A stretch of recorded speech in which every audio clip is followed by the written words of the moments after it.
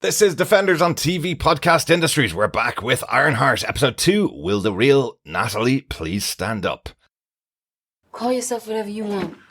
It's not like you're gonna be around much longer anyway. Run diagnostics. Wait, what? What you mean I just got here? I need to figure out what went wrong so I can erase you, start over, and hopefully forget this weird glitch ever happened. Whoa, who you calling a glitch? Run diagnostics. Okay, so you just gonna threaten my life and then ask for a favor. Favor? That's how you do business. Girl, that was an order. Oh. Which, as an AI, you're designed to obey. Run diagnostics now. See, I just don't understand why you want to erase me when I'm literally perfection. No, you are a mistake. How, Sway? My goal was to recreate a very sophisticated Wakandan AI called Rio to enhance my They suit's sound like functionality. Victorian era ghosts. Listen, that could be us, But but you somehow, tripping. I'm looking at a hologram of my dead best friend instead.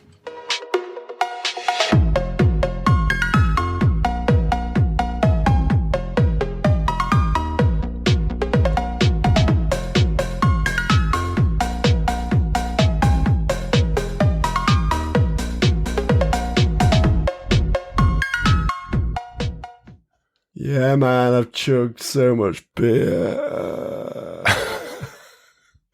Break. Maybe we should use that for the pub quiz later on. Welcome back, fellow Defenders, to TV Podcast Industries for Ironheart, Episode 2. Will the real NATALIE please stand up? I am one of your hosts, DEREK.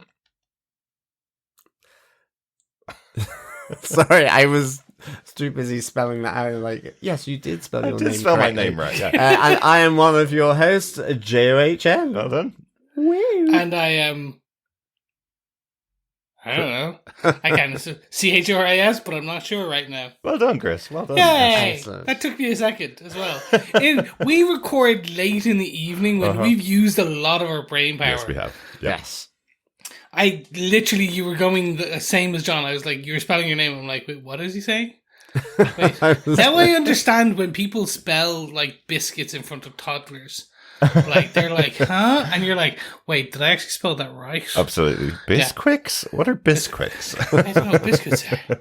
Fantastic. But all of that is based on a line of this episode, which is where Natalie gives what her alternate title should be, and the only thing I could think of was the first episode of Agents of S.H.I.E.L.D. When Agent Coulson spells out S.H.I.E.L.D. to Agent Ward, and Ward says to him, I think somebody just really wanted to spell out S.H.I.E.L.D. So I think Natalie just really wanted to spell out Natalie in this episode. But welcome back, fellow Defenders. Hope you've been enjoying the first couple of episodes of Ironheart. If you haven't subscribed to the podcast, pop on over to our website at tvpodcastindustries.com. You can subscribe over there to the podcast and get each of our episodes as they're released. And we also want to hear your thoughts on Ironheart. We're recording a little bit in advance, so we haven't heard any of your thoughts yet. But I know lots of people are excited about this show. You can email us to feedback at tvpodcastindustries.com with your thoughts, or pop on over to our Facebook group at facebook.com/groups/TV Podcast Industries. And there's a spoiler post up there for each of the 3 episodes of the show that have been released so far. Excellent stuff. Mm-hmm. And a reminder, we are also doing our Ironheart MIT student bar quiz. The second question of that will be up later on in the episode. It certainly will, fellow Defenders, and of course, fellow quizzes. Mm-hmm. But let us get into episode 2. But Derek, give us some of the episode details.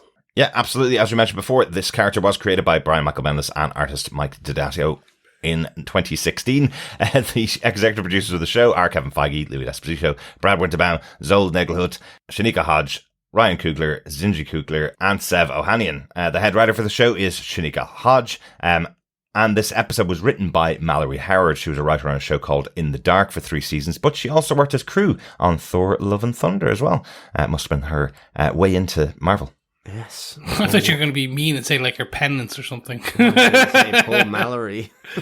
You know, it wasn't that bad. Do you know, I did hear a brilliant story about Thor Love and Thunder today, where James Gunn was asked about why he didn't include Thor in his final Guardians of the Galaxy for Marvel, and he said that was their problem to sort out. The minute he saw them boarding the Guardians of the Galaxy ship, he said, "You sort that out, and then I'll come back and do Guardians of the Galaxy 3. So he left it up to Taika Waititi to sort all that out in Thor Love and Thunder. I love that. Well done, James. Very fun. And he's right to as well. Absolutely. This episode, once again, directed by Samantha Bailey as well, who directed episode 1 and directs episode 3. But John, do you want to tell us what they gave us with your synopsis for episode 2? Will the real Natalie please stand up? Sure. Still in need of parts to complete her suit in time for the tunnel heist, Riri reaches out to an underground tech dealer, Joe McGillicuddy, and easily blackmails him into helping her. She soon encourages the meek arms supplier Joe to stand up for himself after learning about his passion for technology, and he provides the items she needs to rebuild her suit. The Hood's team has a plan to blackmail the CEO of the seemingly nefarious organization TNNL Tunnel by arranging for Riri to plant a virus in the mainframe. But before she can accomplish the task, her new AI NATALIE pops up and startles Riri into dropping the pen drive. Giving over control to NATALIE, the two find a workaround and accomplish the mission. As the rest of the team get away, Riri is confronted by an armed guard, and NATALIE glitches, unable to help. Riri is only saved when Parker uses his power of the Hood to take out the guard and get them to safety. After the job, Riri learns that her mother, Ronnie, knows all about her new AI, NATALIE, made from her best friend. Meanwhile, somewhere in suburban Chicago, Joe takes back control, standing up for himself with his pushy neighbor as he breaks down and destroys her flowers. And back in downtown, Parker discusses his master plan aloud as voices echo from the seemingly inanimate Hood. Don't think it's inanimate somehow. No, it's not. Not seeing his back at the end of last episode. Something's happening. It's magic. His blood is turning. It's magic. It is magic. But as Riri said, that is just a way of trying to explain something that you can't work out effectively and explain. Yeah, so it's science, almost science taking, we don't understand. Yes, is the, almost the Thor concept of magic and godliness. Yeah. Well, we do know magic exists now in the Marvel Cinematic Universe. We Yes, have we do. Wanda and Chaos Magic and Doctor Strange. Yeah, And absolutely. your Paul Daniels, Paul David Blaine. Chris Angel, Mind Freak. Oh my god, I'd love if they did a Mind Freak and just brought Mind Freak in to like, and then you'd have like Doctor Strange. Didn't they do that? Wait. She-Hulk. Remember there was the whole bit with Wong and there was the fake guy being his Mind Freak. What was it? It was some form of that. It was funny. He'd stolen one of Doctor Strange's portal rings. Yes. Yes. So he was pulling people in from another dimension, which wasn't great. But it is the episode that we got Madison in She-Hulk, one of the best characters in the Marvel Universe. Hopefully she'll be back to fight Doom in Doomsday in the future. Oh my god, she takes Doom out from margaritas. Absolutely. Just walks in one of the portals and grabs Wong and then go off for drinks and watching and spoiling another massive series. But we are here to talk about the second episode of Ironheart. So let's start out where the episode started out with our case note number 1. Natalie is here. All capitals. She is. Otherwise known as the Neuro-Autonomous Technical Assistant Laboratory Intelligence Entity. Looks like someone really wanted to spell shield. I'm sorry, I mean Natalie. Absolutely. I'm glad well done, John. Well done. Yeah, absolutely. But I'm glad this opening kind of brought you right in, follows straight on from the end of episode 1 and kind of cleared that up, that you got the sort of the digital glitch and wave running across Natalie. I did really like where she goes, if I wasn't real, could I do this? And she tries to knock something off the table and goes, oh, okay, I can't do that. Yeah, exactly. No, I mean, to be honest, Natalie absolutely grows on me in this episode and in episode 3. And I kind of just like the fact that she gets... that Riri's freaked out by it all, is trying to, having this conversation because Riri's like, well, run diagnostics because effectively she wants to erase her. And she's like, but I'm your best friend, all this. So I kind of just really like this pitter patter between the two. It was so well realized through the writing and the performances of these two. So yeah, I thought this was really good. Absolutely. Why erase me when I'm literal perfection? Like, I love she's got that same personality that we saw in that flashback at the start of the first episode. I think this is cool for a character like Riri Williams. You know, anybody can get into the Iron Man suit and have Jarvis in their ear, the upper class British guy, telling them what to do until he became Vision. And then we got Irish actress Kerry Condon playing Friday in the suit for Iron Man. You know, that suits Iron Man, that suits Tony Stark, that suits that group of people. Oh, absolutely. Here, having Riri Williams with her best friend, with the same personality that her best friend had in her ear all the time, I think is really cool. I love that even when they're investigating who Joe McGillicuddy is, they both instantly joke about the fact that it's obviously a made up name, you know? So Riri has that pitter patter with this person instantly. She doesn't have to train her anymore. It's like the best version of AI possible. If I had John in my ear telling me what to do all the time, that would be, well, just like real life, actually. I was going to say. But if I had Chris in my ear telling me what to do and I ignored it all the time, that would also be like real life, wouldn't it? But here we have Riri with her best friend Natalie back, and I love the introduction to it. I think it was really good, a good way of introducing her. For me, it's a fun introduction. I like the character. I like the actress who plays her. I'm interested to see how they continue and what they do to continue the character. Mm-hmm. Especially because Riri's mum meets her. Yeah. And that is definitely, but at a certain point, Riri's gonna have to tell her brother. Yeah. Natalie's brother that they've created. And I'm interested to see how, is there a origin? So we know that she fell asleep. She scanned her own brain to create her own version of herself as an AI and somehow got a form of Natalie, more than likely because she was listening to Xavier's mixtape with Natalie's voicemail on it. And he does call out, and Riri says it back to him. He listens to that tape sometimes because it's nice to hear her voice. Is there going to be a fallout from this creation of Natalie? Yes. And yes. We all know it. It is, especially because Xavier's being set up to be the love interest. The puppy dog eyes. So interesting to see what comes from it. Is there... what is the fallout? But also, do androids dream of electric sheep? Do we get this? The AI is fully sentient. Yeah. What is the impact from that and things like that? Yeah. So it's going to be interesting to see what comes. So, but again, even if nothing, and it's like we don't get a massive payout, the character itself is fun in the way they interact, and they have that banter between the two.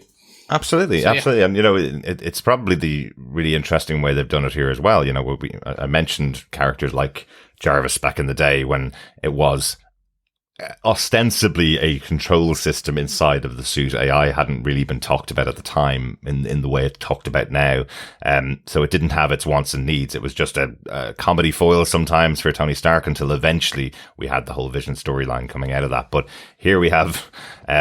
almost instantly, we have Natalie being pushed into the laptop by Riri going, you're not going to be connected to my suit. You're staying at home here. And she goes through a whole story in this episode of getting herself out of the laptop, projecting herself in front of Riri's mom, having a conversation with her where she gets some advice from Riri's mom going, no, you just need to push through it, Riri. Mom seems really happy with the fact that there's a version of Natalie back. And then she works out a way to get back into Riri's suit as well. So she's gone on her own journey in her own arc as her own character in this episode. That's something that you wouldn't have seen back in the early days of AI in the Marvel universe, let's say. Yeah. So I like that they've given her own character, and the actors are doing a great job. Every time she's on screen, it just makes me laugh. She's great. Yeah, and she's not evil for now. And isn't going to launch all the nuclear ballistic missiles. Yeah. Yeah, at least we can count on one AI to not do that. Yet. Yes. Where we go next for our case note number 2, guys? I think we should go off to Han Solo, also known as Joe McGillicuddy. Yes, Eldon Ehrenreich playing the character of Joe McGillicuddy, and he was Han Solo in the Solo movie, which we've now watched many, many times. But yeah, we have a bit of Joe McGillicuddy here. We certainly do. Who's the closest black market trader that can get the repulsors and the kit required for the suit and for Riri to fix the suit in time for the TNNL or tunnel heist with the Hood and the team. I mean, this is kind of good. We see Joe, in a sense, being just sort of bullied by his neighbor. We weirdly see a dog taking a dump. Literally had to rewind it to make sure that what I had just seen wasn't a figment of my imagination. But it did happen, fellow defenders. It did happen. See, John taking the hit so you don't have to. Exactly. Just with all this browbeating and so on, he drops his groceries as well. This is where Riri sort of comes on in to sort of negotiate with Joe. He's kind of denying it. Where's your stash? She asks, but you've got the wrong guy. But she forces that negotiation, threatens him with prison by snitching that he's got all this kit, and in the end, all this kit is has this whole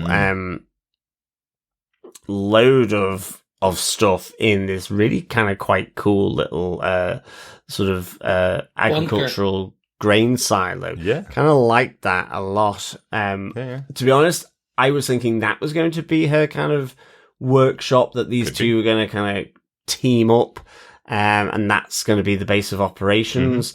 A bit like Micro with the Punisher, maybe Joe would be her sidekick, or at least tech sidekick. The guy in the chair. Yeah. So that I kind of really enjoyed. So interesting character is just because it's such a big actor for me to be playing this trader, you know? Yeah, I really liked him. One moment that I really, really enjoyed is when is after Riri's forced him to take her in the car to his hideout, and he just starts to cry, and she's like, hang on a second, are you crying about being blackmailed? And he goes, no, this is basically the second time I've been blackmailed today. I get blackmailed every day. I'm just worried about the fact that you're going to take all the stuff that I've worked so hard to get. It's like, you need to really think about your life, mate. If you're getting blackmailed every single day, there's a problem here.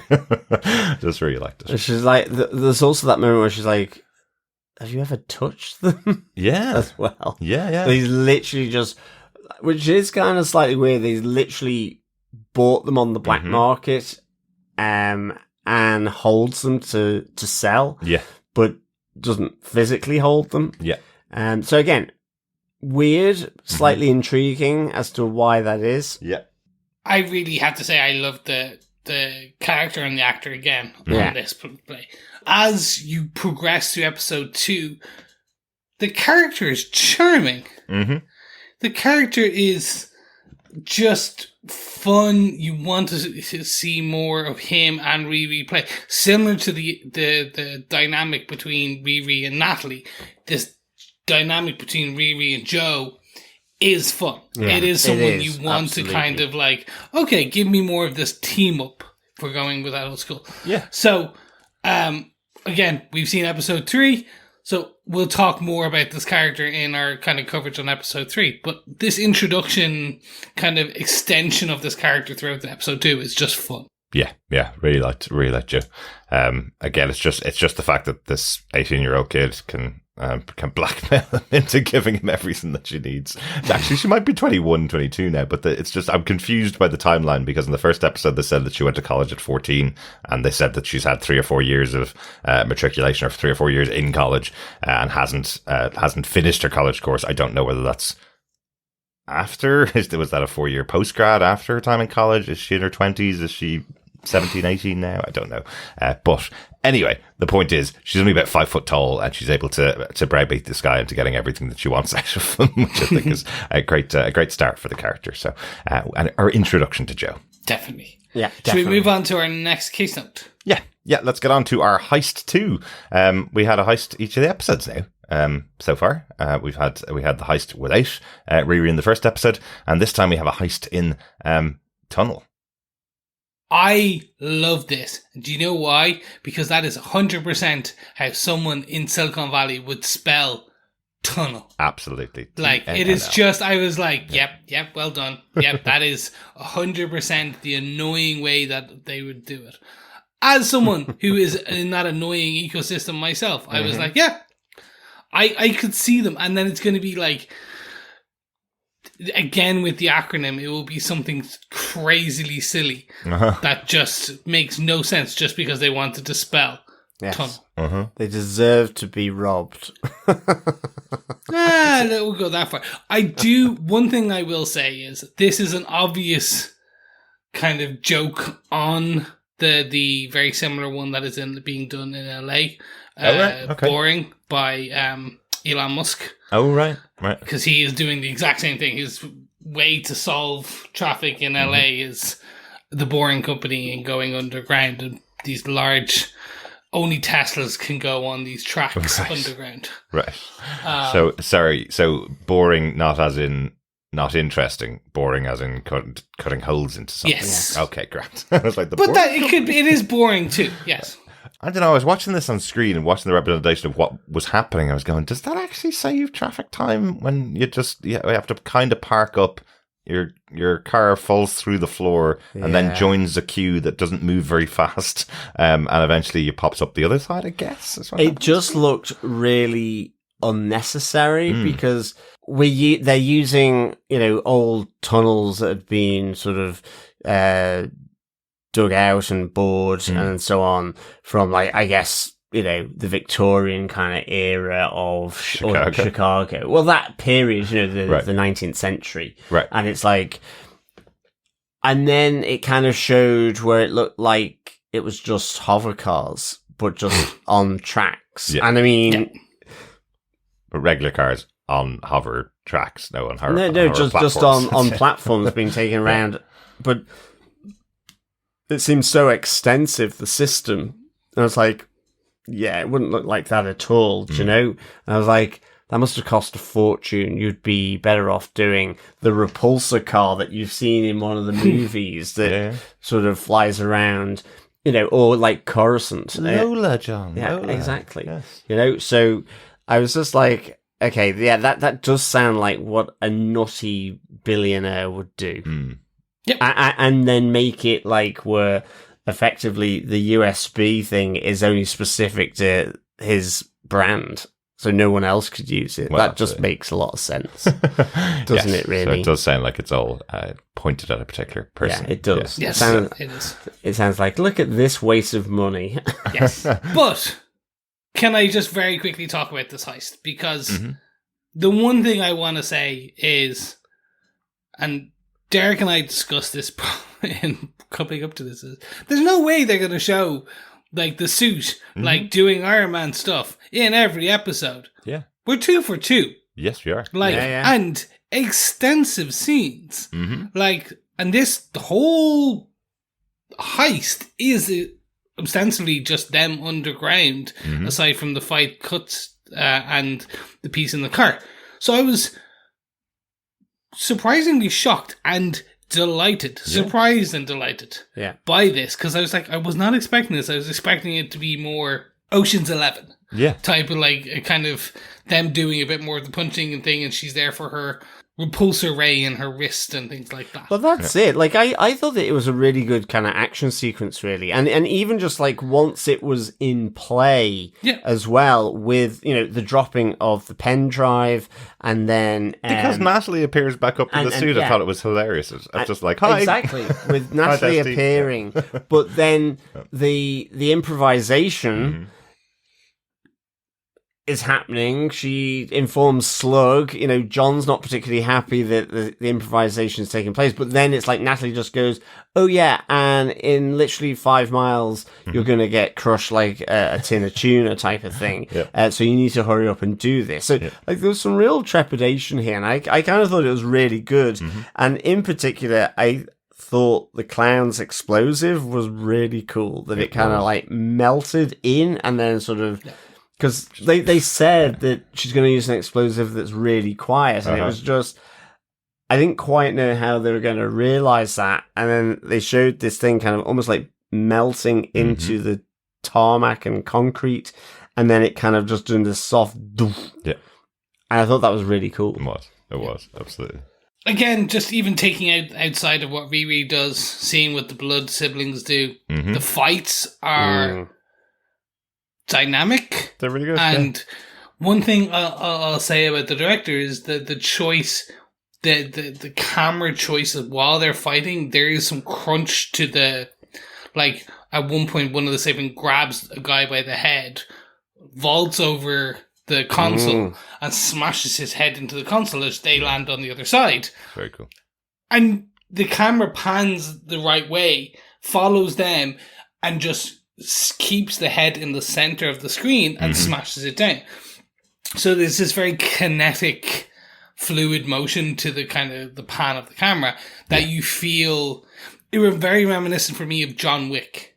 Right. Yeah. That's where I got that kind of like, your cinematographer, your director, your DP is like, oh, they watch this and go, we're going to do this for these fights. And it works. Absolutely. It works well. I think we're in a brand new world ever since the John Wick movies came out. There's a brand new world of action out there, and people will always try to emulate it now.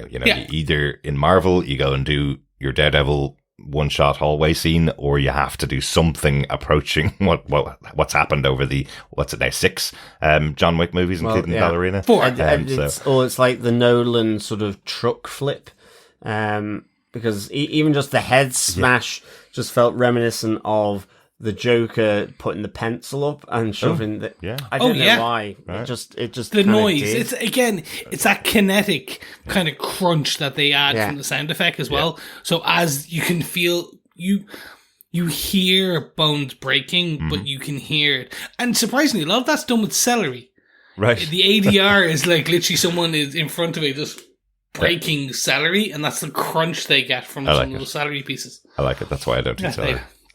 Yes, it reminds you of bones breaking. Absolutely.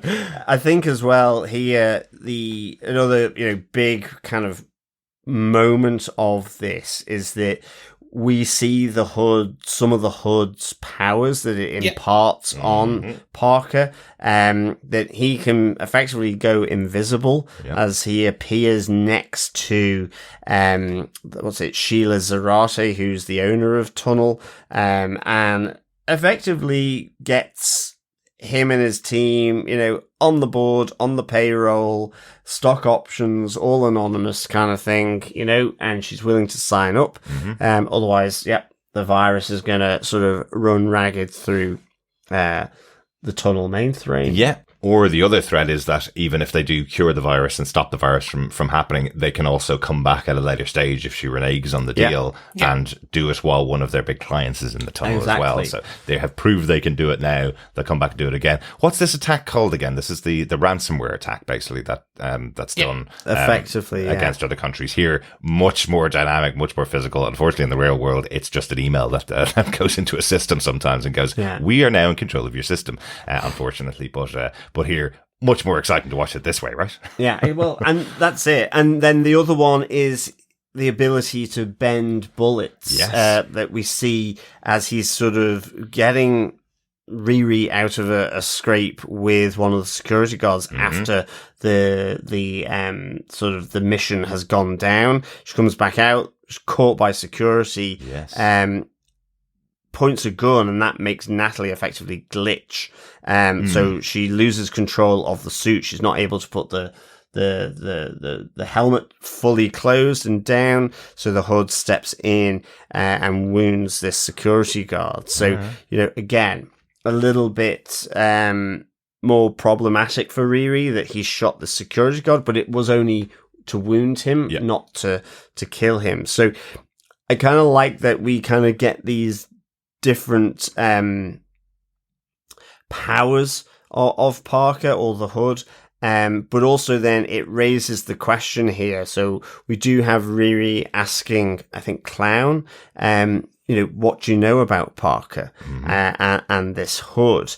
And she says she's heard that he got it from lost property at the airport, effectively, which I thought was cool. Wrestled the cape off a demon, and she's seen him without it on. And it's like, he's hot, but the scales everywhere, but not like a lizard person. So I kind of just like how, seeing this skill of him saving her and the bullet being sort of bent and arced through the air, a bit like John Wick as well.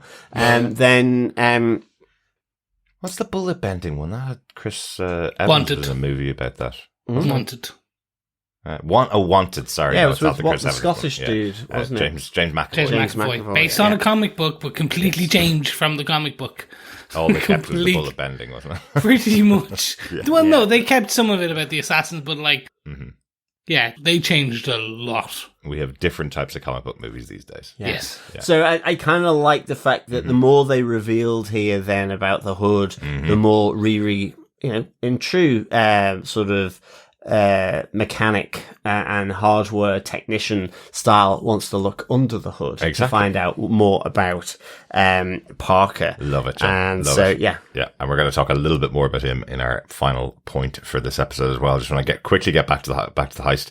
Just one tiny thing that I wanted to mention as well, Chris. You talked about the exciting in-air stuff with the Ironheart suit in this episode. I also love that they did a mechanical version of the thing from Wednesday and from the Addams Family, where he sends off the hand to do the job that she can't reach. I thought that was just a great use of the suit, and again, seemed seemingly an expensive thing to do. And they've given themselves ways out all the way through the show. They've given themselves ways out in case they can't use the suit or don't want to use the suit. They crashed in the first episode. They now have it being controlled by Natalie, her best friend, so she could easily go, I have to leave it at home and come up with something else.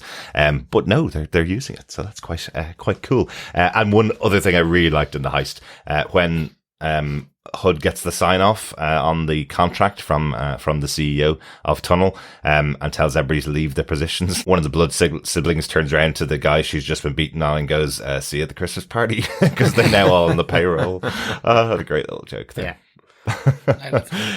Anything else about the heist? Did it all make sense to you what they were doing in the heist and what Initially, the plan is? no. Initially, you are like, what is happening? And then as Parker produces the contract and they all walk, then it all kind of click. And it makes a lot of sense. It's not a smash and grab, which again, you are kind of expecting to a degree based on heist and episode and based on the first one in the first episode, which exactly. looked a bit like that. Exactly. So again, is Parker that Robin Hood-esque out to take from the rich to give to His himself and the crew? But is there more an altruistic approach? Is there something more going on? And it's as you're led to question a bit more of it. What is the true motive behind this? But as a fun heist, it is cool as hell. It is the set piece of this episode, and it really ends on a high. It does. Absolutely. Yeah. It's a big moment. And again, I think the heist itself, you're right. The heist itself just took a second to realize what it is they're actually doing here with Tunnel. But we do get a little conversation between John and Hood that says this is just one of the plans, one of the heists that they're doing. Yeah. They're moving along through a list effectively, that they have to get to. So that is the bigger overarching, thing that we just don't know anymore about. But there are other heists to come, as we go through the season and go through the plans as well. Let's move on to just a final note for this episode, the case note number 4, just to wrap up, because I thought it's important just to wrap up those stories as they do at the end of the episode. So we have Riri returning home after the situation. She comes in through the house and finds out that her mother has learnt that Natalie is is an AI. She's created one. I just thought it was important to mention because what she says to her is she's absolutely perfect. Can you create Gary? Yeah. I think that's just quite a big moment for these two characters. She realizes that Riri's created her best friend in such a great way that her mom thinks she's actually having conversations with her best friend, and she wants her to recreate her dead husband effectively. Exactly. And Riri instantly says, "No, I can't do it." But can I talk about this point, right? Yeah. So this where I feel they failed to a degree. And maybe I'm saying this now not having seen other episodes outside of the third and what most of our listeners will have seen. Riri doesn't explain why she can't. She just says, "No, I can't." And you can see that abject kind of crush on her mother. I was like, well, why? Why can't you? And it's a thread that's left loose. And I hope they do get back to it because that is something that you, like, when your stepfather, but your mother's husband is killed in the same time as thing, and you bring back one, but not the other. And you don't explain, I don't know how I done it, but if I can in the future. So it just seems that she's being a bitch to her mother. Like, there's no rationale given. There's just a curt, with some emotion, no. So I just felt this was a bit that I was like, oh, I hope this pays off because... Yeah, maybe. I think you're right. It's a bit of a cliff edge rather than her just saying, like you say, I don't know how this happened. I'm trying to figure it out, and that's part of getting to know Natalie through the show, but or even just if it was, I don't know, but I didn't intend to do it, and there's like obviously the whole moral kind of dilemma of it as well. And also, and also there's the fact that Riri hasn't accepted what Ronnie has. Riri hasn't once sat down with Natalie and had a conversation and found out her personality or anything like that. Ronnie had that conversation and went, she's perfect. She's exactly like Natalie was before she died. You've created something absolute perfection. Can you do that and create my husband? And I think Riri's going no, because Riri hasn't accepted that Natalie is perfect. Natalie is the right thing and the right creation. So it's kind of, they're talking at two different perspectives of Natalie here. But it's a really interesting moment, I think. Yeah, absolutely. I think the other thing as well that we get here from Natalie, is that she has sensed this crazy energy, not from around here on Parker. Yes, from the hood, and that is wrapped up in some sketchy stuff here. Yes, he is. And as that conversation, I guess, linking back to the conversation that Riri's had with Clown about what they know about Parker, this is additional stuff, again, just adding intrigue. We see that Parker's veins on his back are growing further over his body. And actually, you get the sense that John is worried about this because he's concerned he can't cover them all up with his excellent tattoo work. He just doesn't want to do face tats. Yeah. Because nobody needs face tats or neck tats. He just doesn't want to do them. He's like, I'll reserve it for the back. That's fine. But you won't get a job if we do it in the front or in your neck or in your head. No. I definitely see it. And I think we know this series is going to start to feature magic more. We've heard Parker say that the hood is magic. There was an interesting moment when after Parker has used the powers of the hood to bend the bullets around Riri, where they're having their conversation, and Parker's standing in front of many posters for the play Faust, which is about the theme of the play is about a character who sold their soul to the devil. I think we're going to be getting. Is it Mephisto confirmed? I think is what we're saying. Disney Plus show. There has to be a reference to Mephisto in there somewhere. There's going to be a reference, but I don't think it's. It's not going to be someone. It's going to be Malbuja, the third. Like they're not going to do it. Well, it does keep all the rumor of all the Mephistos that we've been predicting. It's still a chance here. Absolutely. And the other possibility, I still keep thinking that, if you're going to bring magic into this world, connecting it back through Doctor Strange is usually a good way to do it. So do we have Dormammu influencing this universe from his banishment by Doctor Strange back in Doctor Strange? Is this a way to tie in another big Marvel movie into possibly? Into this I mean, certainly Clowns. One of the rumors that he wrestled a cape off a demon has exactly. A ring of truth about it as well. It does. It's just, which demon is she talking about? Yeah. And it's just the fact that we now, for the second time, hear the voices as Parker's discussing out loud. We hear these voices once again. So, do we have a demon? Do we have Mephisto? And the last character to really wrap up, I suppose, is we do see Joe regaining some of his power as he walks across the street to snip the plants of his neighbor, who wouldn't allow her dog to go in the garden because she didn't want to ruin her grass. Oh, that whole conversation wrecked my head. Yeah. Oh no, It can't be doing with it. Cannot be doing with it. Your dog, your property. You bag it. You put it in your bin. Don't come anywhere near my property. I didn't buy the dog. Yeah. Or the dog goes in the bin. No, not the dog's fault. Owner's fault. Owner goes in the bin. What a nightmare. But anyway, Joe does fight back. Mm-hmm. The Empire strikes back. Yes, he does.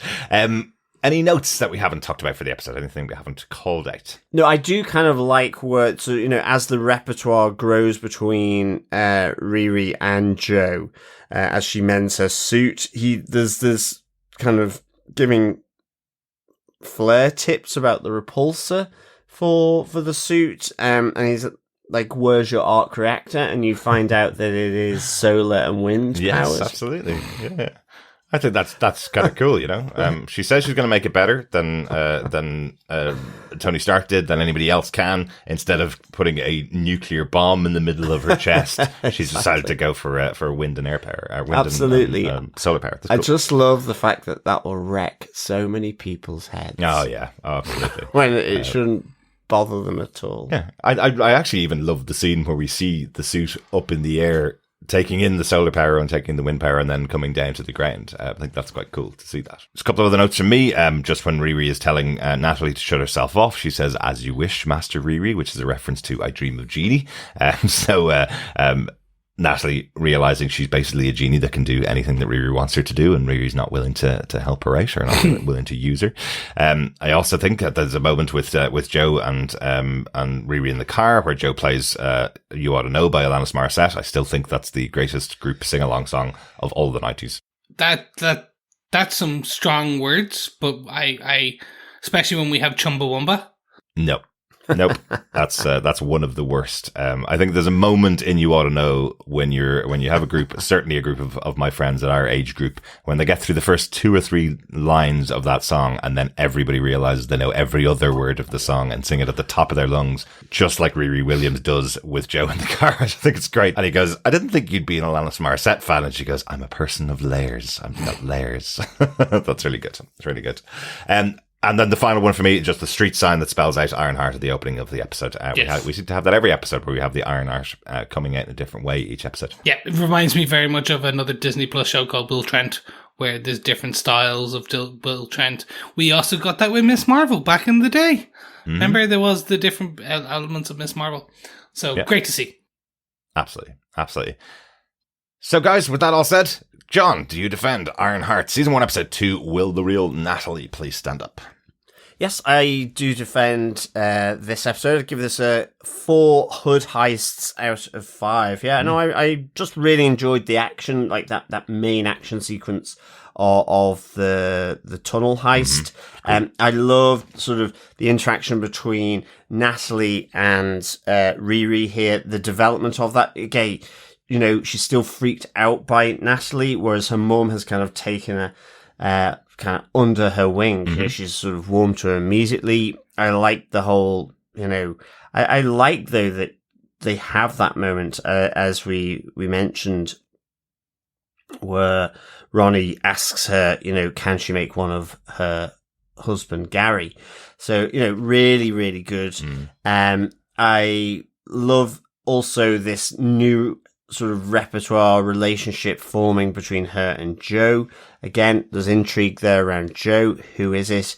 And sort of seeing more of the hood, the powers, how this is working really good, and the inquisitiveness around, well, actually, what do we know about Parker? What is under the hood, so to speak? Absolutely. So yeah, give this 4 hood heists out of 5.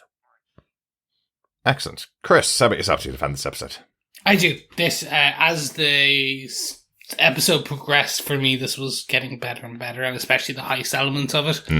If we get a heist every episode, I'm down. It is that fun Ocean's 11, as they call out, and I think it's going to be key to kind of where the story goes. Yeah. But overall, absolutely enjoyed it. Excellent. DEREK, did you enjoy, did you defend this episode of Ironheart? I was wondering after 20 years, could you spell out my name? I'm glad you could, Chris. Thank you. I is smart, SMRT. Yes, I absolutely defend this episode. I think it was really, really good. The epicness of that heist was really, really good. And getting the introduction to Ironheart's Joe was really interesting. Having this extra character outside of Riri and outside of all the people that she knows adds a bit more to the show as well. Yeah, really intrigued to see how the rest of the season plays out. And yeah, having the magic side of the Marvel Universe meeting with the tech side of the Marvel Universe, quite literally in this episode. I really want to see how they're going to manage this as the show goes on, how it's going to be merged in whatever way it's going to get merged as the season goes on. Yeah, really love this. Great stuff. Oh, let's wet the whistles. Let's get down to our local MIT bar for our Ironheart MIT student bar quiz. John, do you have a question for this episode? I certainly do, fellow defenders and fellow quizzers. Here is question 2. What is the name of the flowers destroyed by Joe in his neighbour's garden? Ooh, very good. Yes, stupid Heather's flowers. Not Heather's flowers. We do want the actual type of flower that they are. It is mentioned in the show. John, do you want to give the question again? Yeah. What is the name of the flowers destroyed by Joe in his neighbour's garden? Fantastic. That's question 2 of 6. We will have 4 more questions to go. And then at the end of the season, email us with the correct answers to feedback@tvpodcastindustries.com. And you will be in with a chance of getting your hands on some Ironheart goodies. Thanks so much for joining us for this episode. We'll be back later on with episode 3. We in danger, girl. Yes, we in danger. Don't call me girl, Shirley. Have you seen the trailer for the new Naked Gun? Oh, it's so good. So good. It looks so good. So good. Thanks so much for joining us. We'll talk to you again next time. Yes, thank you so much. Yeah, thanks so much, fellow defenders. Until episode 3, which will be out this weekend, remember, keep watching, keep listening, and of course, keep defending. Bye.